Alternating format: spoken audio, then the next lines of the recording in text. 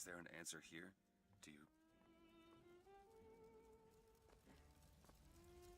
Over here, Booker. Retro gaming for me has more to do with things I didn't have the chance to experience when I was a kid. So it's mostly about systems that came out during the 80s and the 90s. Technically, you could say that a PlayStation 2 or the original Xbox are retro as well, but they're certainly relatively modern systems.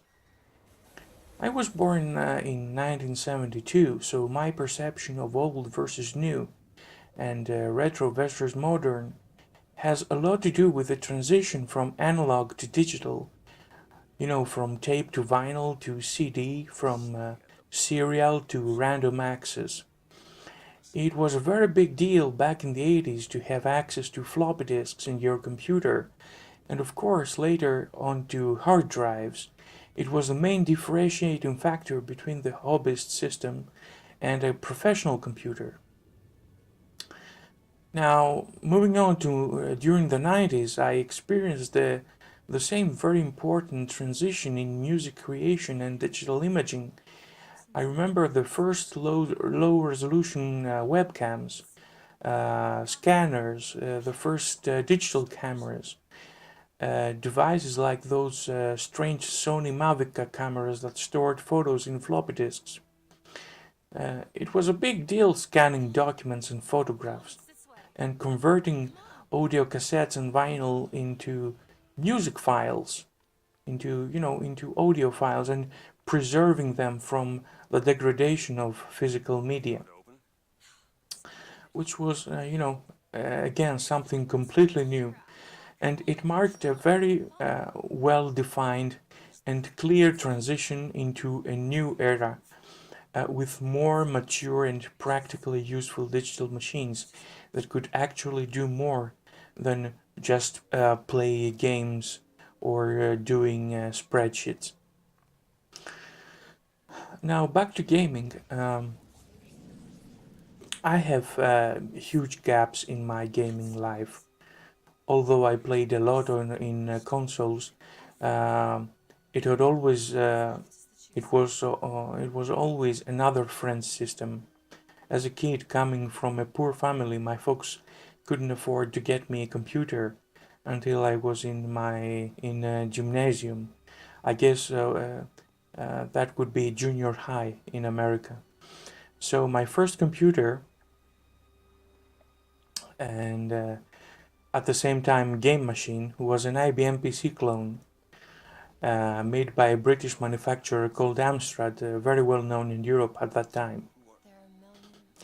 Um, it wasn't until um, about 15 years later when I got a job and bought my first console, uh, which was a PlayStation 2, which I got specifically to play Gran Turismo 4.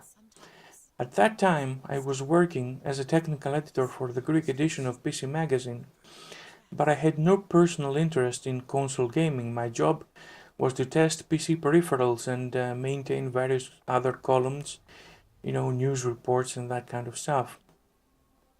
But the guys at work, especially the folks from the gaming section of the magazine, managed to hook me in and drag me into the very alluring world of console gaming.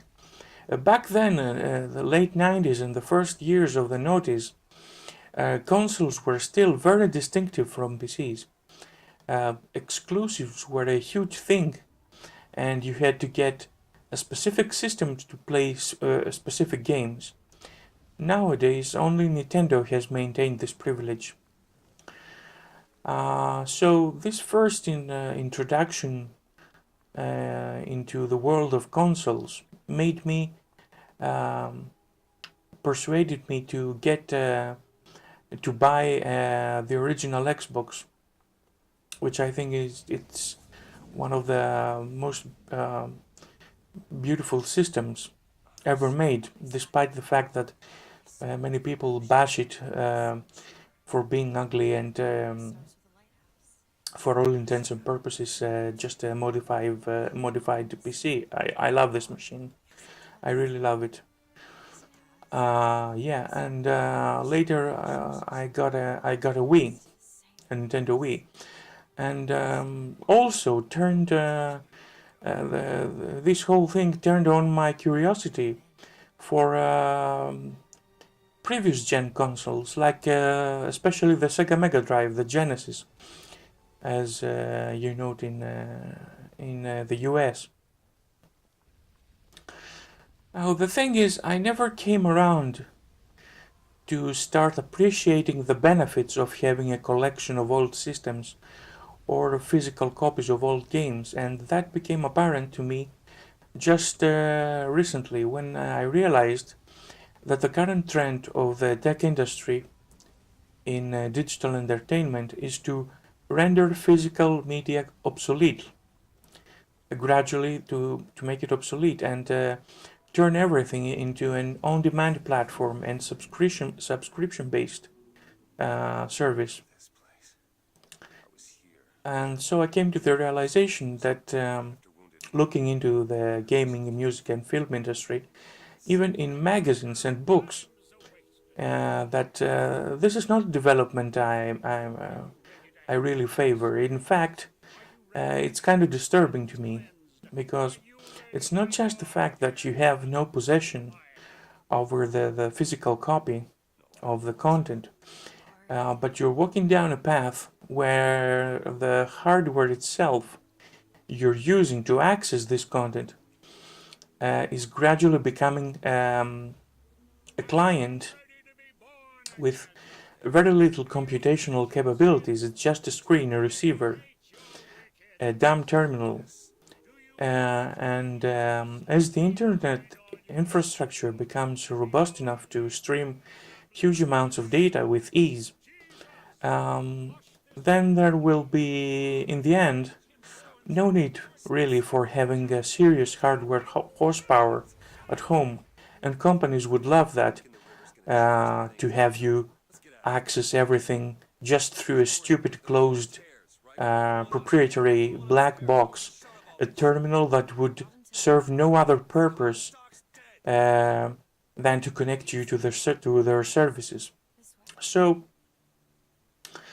for me, retro, not only in gaming, but in every aspect of consumer electronics, has much to do with um, has much to do with the level of freedom and what of my it actually gives you to tamper with the system, to own the content, to have a physical attachment and connection to the media, and to be able to use the devices and play around, having exactly the same experience as you used to have back when you bought the system for the first time. I don't particularly like to play with retro looking modern games. I've said in previous videos of mine that I find was this? um, retro games Little baby. that are made today to be contrived and exploitative. Was I should have told him give him this guy. But I would very much like to get my hands on old systems and play some very specific games that I didn't have the chance to do so when I was a kid. So it may be a project that I'm starting probably in the following weeks. Um, Starting with a fetish of my youth, the Amiga, the computer of my dreams, that I never had the chance to own as a kid because it was excessively pricey back then. So maybe in late March or April I may be able to get my hands on Amiga. We'll see how that goes. And Mr. Comes from Washington. I also just started to care about owning retro systems for the past couple of years, but it was never a serious consideration. It was always in the back of my mind mostly due to my work and everything. But I suppose it's time to seek out some of these systems now, because I see another disturbing trend, and that is the inevitable fact that the older the systems get, the pricier they become.